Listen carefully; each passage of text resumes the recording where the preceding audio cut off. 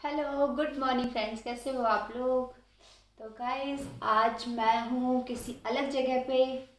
जैसा कि पीछे से देखकर आपको लग ही रहा होगा कि ये मेरा घर तो है नहीं। तो सोचो मैं कहाँ हूँ।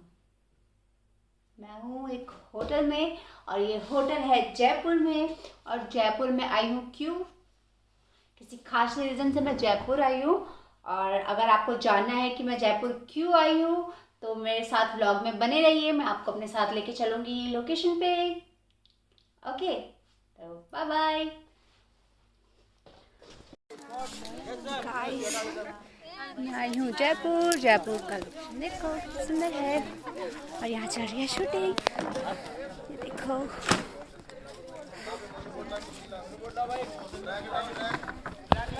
ये देखिए, ये चल रही है वाइट का शूट। और ये मेरी मम्मी, ये है मेरी मम्मी, ये है नेहा राज जी। ये है हमारी मेकअप आर्टिस्ट जिसने मेरा